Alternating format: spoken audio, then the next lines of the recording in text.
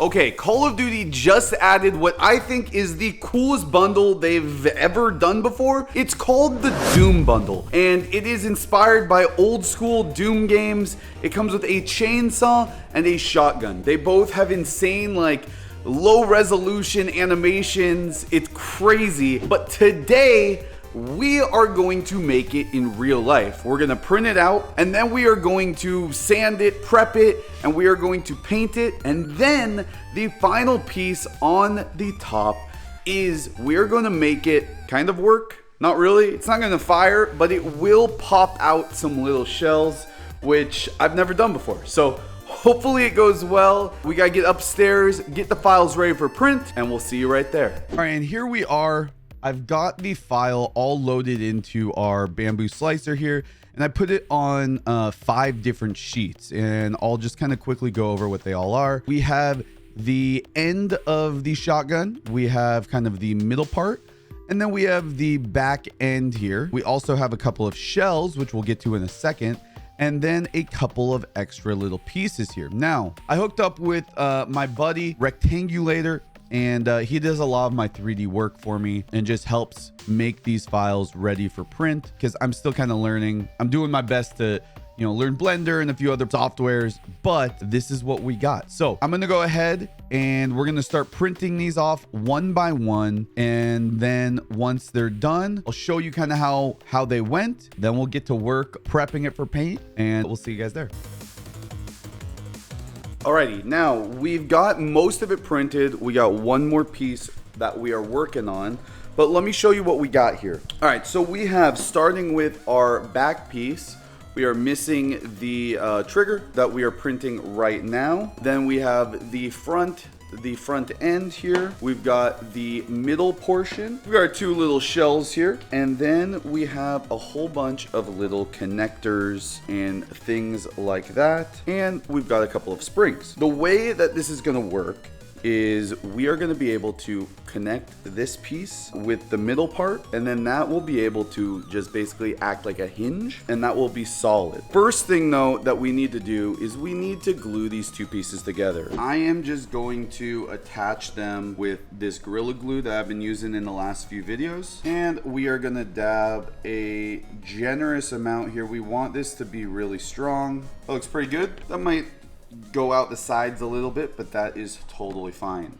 So we're just gonna take these and we are just gonna squeeze these bad boys together and do our best to get this as straight as possible.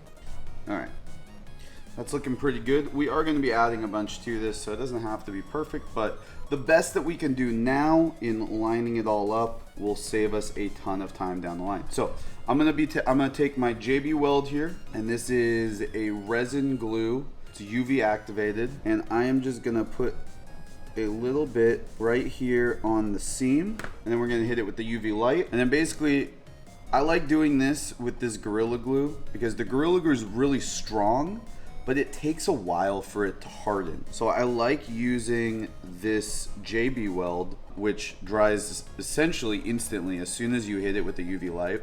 And we can let this kind of do its thing.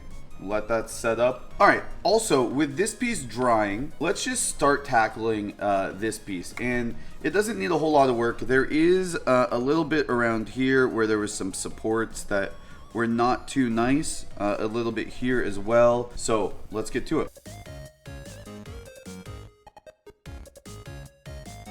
All right, good morning. It is now the next day. All of the Bondo and stuff is dry. So we are going to go ahead and just get to sanding on this. It really doesn't need a whole lot. Let's get to it. All right, time to prime the shoddy. Got a little paper clip attached to bungee cord. Not the greatest setup, but I think it will do the trick. We're gonna get this thing primed up, and we will see you when we are sanding it all down. All right, we've got our little sand station here, and yeah, let's just get into it. After sanding, we give it a quick base coat of black primer, and then the fun part starts. All right, now here we are back in my setup, and I've got the piece. I put it together I have this one little dowel here. You can open it just like that. It's pretty freaking sweet. You can kind of see, you know, down like how that all looked. So my original plan was to do a bunch of springs. So I was gonna spring load this. We're gonna put a little thing, basically you close that, then there's a little plug that goes in there and it would keep it shut. And then it would be spring loaded. I tested it and it just doesn't work how I wanted it to. Like it works okay, I think, but it kind of got stuck a little bit. So I'm kind of gonna go to plan B here. So you can see there's like that little void down there, right? So I'm gonna fill that up and then I'm gonna put a magnet in there. So I'm gonna put a magnet on this piece here and then a magnet on the inside here. And then that will keep it shut. And then that way I can be, you know, I can hold it and then just go like this. And then I'll still have springs in here for the shells to eject. But I think the magnet is gonna be the way to go. The next step is going to be starting the paint. Let's get into it and wish me luck. All right, so this gun, it's like pixelated, like it's meant to look like the very old school Doom. So I really want to try to emulate that best I can, and I think it's going to be tough, but I do have a little bit of a plan. So I'm going to start off. I have this ruler here. Let's go ahead and draw one line here. And this line is going to be our barrier between the gray and then the brown below it. And I think probably the best course of action is I'm going to basically grid this off. So I'm going to do a bunch of little lines in a grid formation.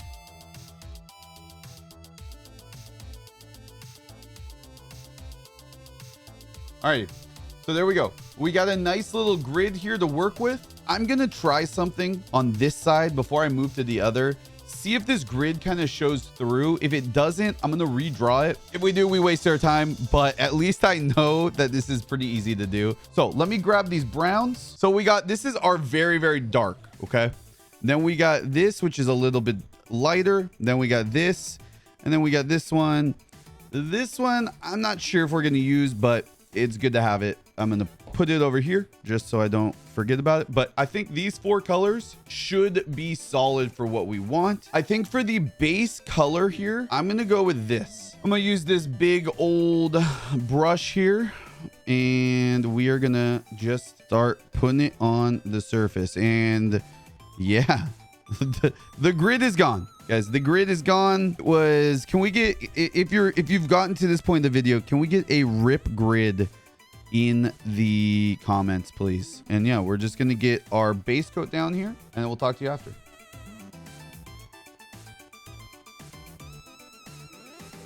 Looks pretty good, but now we need to kind of get into the tricky part. And as I've been doing this, I've been just kind of thinking like, what's the most like achievable but still look somewhat authentic way to do this without painting like little tiny squares, which I just don't really think would be super worth it. I think we do like a loose wood grain type texture, and then I kind of already said it, but then do a little bit of that like square type deal. So the way that we're going to do that is I'm going to take a bigger brush like this. We're going to take this little container here and I am going to put some paint into it. We're going to do a decent amount of brown paint. Then I'm going to take my little squeezy water bottle here, and then we're going to put a decent amount of water in that. I'm going to take a little bit of my burnt sienna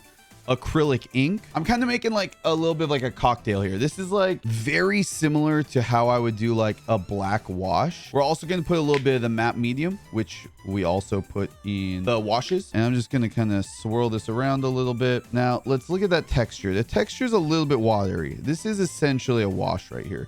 So I'm going to go in and I'm going to add just a little bit more of that matte medium, and that's going to lighten it up a little bit, but this is already darker than what we have on the surface. I'm going to just take a bunch of the paint off by just rubbing it across the side there. and let's try this. Let's see how it works. So I'm just going to go across the surface here, and that is way too light. I'm going to throw a little bit of our really dark brown into this. We're just going to be like big time guessing, checking this and just kind of see how it goes. There we go. Get a lot of that paint off of there. And now let's try this again. Now, this doesn't look amazing, but I actually think this might end up working for us pretty good. It's just going to be us building up layers with this, right? That is going to be the biggest thing, and making sure things are not uniform.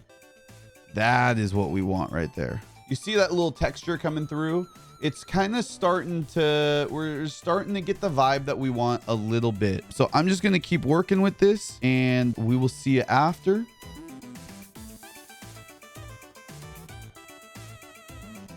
Alrighty, I think that this is in a pretty good spot for the like darker colors. Now I want to go in with a lighter one. I'm just going to throw this down and then hit it with some water, and we're just going to take a bunch of that paint off.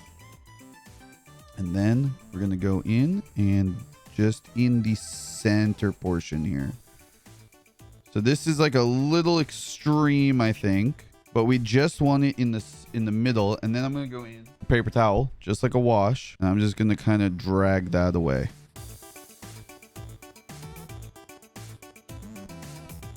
Then once that's dry, I go in with black and just kind of clean up all of the edges because we weren't being super careful with this. We just wanted to get that wood grain texture. So then once we have all of the black done, then I go in with just a like dark gray, and I dry brush that over the whole thing, except for the wood part, obviously, but all of the black parts I go over with a gray. And I don't want this to look super detailed because we want this to kind of keep that like low poly, low bad texture kind of look that the skin has in the game. So I just wanted to kind of get a little bit of diversity in there and make everything really, really smooth. So that's what we did.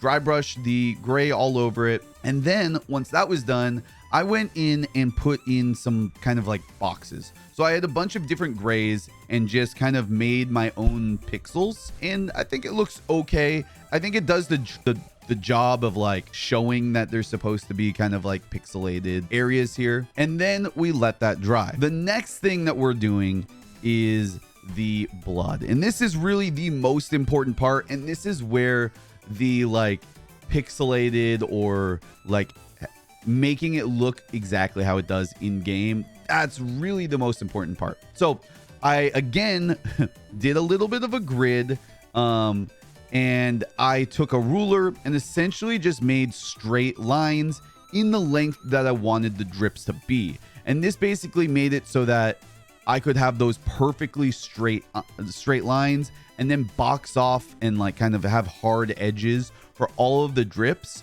And that is how we're going to get that pixelated look. So we go over the whole thing, do a bunch of blood splatter, and then we get to a point where I kind of just like am adding more blood splatter and stuff like that where I feel like it needs it.